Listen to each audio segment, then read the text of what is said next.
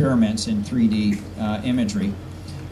This piece is a recent piece called Human Geometry, and it just relates to how a sacred geometry is underlying the fabric of our lives. We often don't perceive it. This piece is called Praying, and it shows the prayers of many different world religions, but it also points to a common core of light in the heart and in the head. The kissing, this shows the two lovers embracing, and their sort of mortal body here, but also the golden light surrounding them. Yeah, love. That's what. Oh, hey, we love you too. It's like, so kissing, yeah, more love making. This piece is called Copulating, and it has all the various kind of vortexes of light that are emanating out to the various souls, seeing if they might incarnate this time around.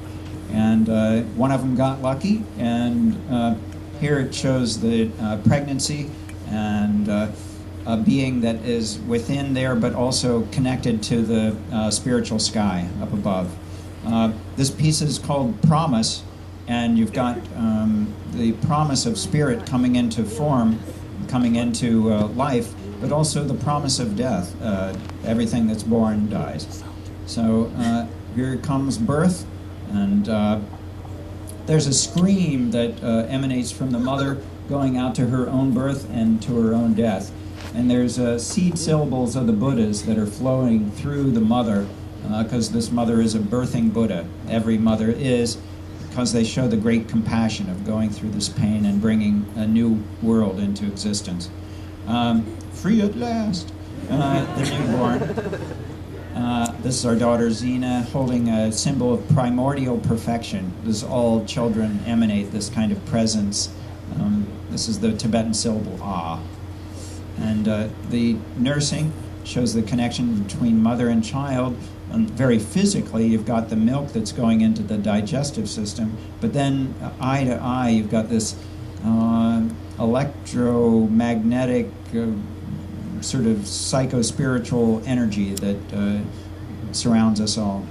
So here, reading, just their eyes connect down there on the page, and in her energy vortex above her head, you can see a slight ghost of William Blake as they're reading a story, poetry about Tiger, Tiger, burning bright. A family portrait of that shows the ties that bind the family in a subtle dimension. This piece is called Wonder, and it's a portrait of our daughter Zena just staring at the moon. And you can see all the luminosity that connects the various glowing bodies. Hummingbird. This piece is also related to the Santo Daime.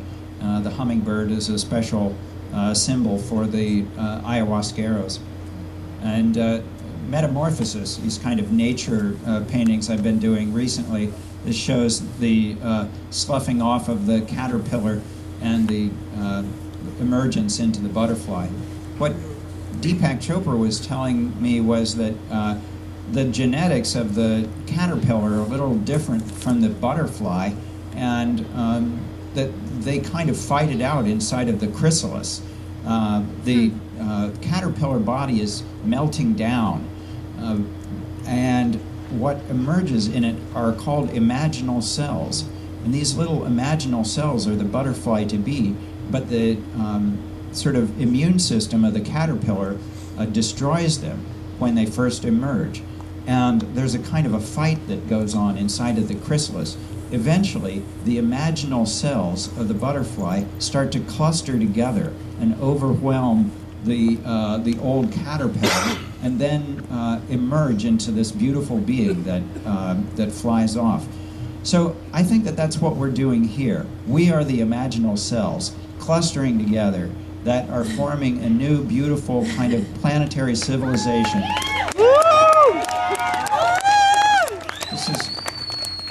these festivals are like the chrysalis, you know, and the kind of where we can bond together. So here's a friend that was cured from an amazing degenerative nerve ailment by her ayahuasca use and yoga. And so this is her in the jungle vision tree. This is my friend Bon Berglund, who's playing his guitar and has got some cosmic antlers there. The painting, a painter painting, it shows the various sort of art masters that are hovering in the background and kibitzing on the painting and being influenced by some higher and lower worlds. Artist's hand, it transmutes the painter's brush into a spiritual tool and is evocative of the morphogenetic fields that the creator is always operating within. Whenever anybody does a creative thing, they're tapping into a creative force that is been evolving over millennia. So we hold the vision, and that's, you know, it's up to each of us. This piece is called Caring, and so it's just connecting with another that is about to exit the body. And here is the dying, and it shows the extrusion of the soul out through the aperture of Brahman up at the top of the head. And so it's emerging into this kind of tunnel of eyes toward the clear light. The tunnel of eyes is my symbol for expanded awareness. You know, an eye is a symbol of awareness, and if you multiply it, then you have expanded awareness. If you have infinite eyes, then it's like infinite awareness.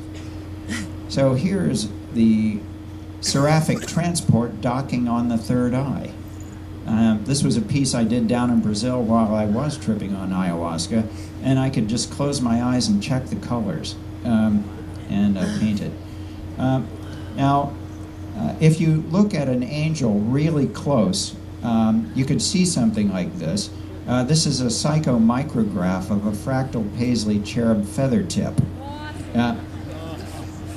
Now this is what angel skin looks like. It's very fractally, but it's very conscious. And this is an eyelash of an angel.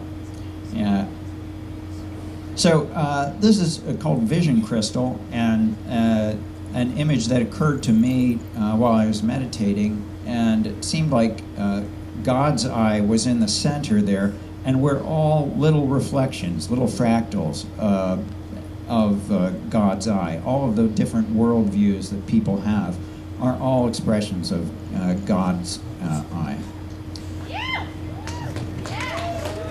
All of them? Yeah. This piece is called Gaia, and it's basically got the Ozarks on one side and our home in Brooklyn on the other. This is what our Mother Earth is going through right now, this kind of painful emergence, and are the monkeys going to destroy themselves or what? So on the one side we got this beautiful web of nature, and on the other side we got problems. I had this vision in 1988 when we gave birth to our daughter, and I painted it in 1989, and after 9/11 some people said, "Hey Alex, did you realize you had 2 airplanes and the Twin Towers? Somebody who looks a lot like George Bush standing next to a dick embracing a terrorist." Uh-oh.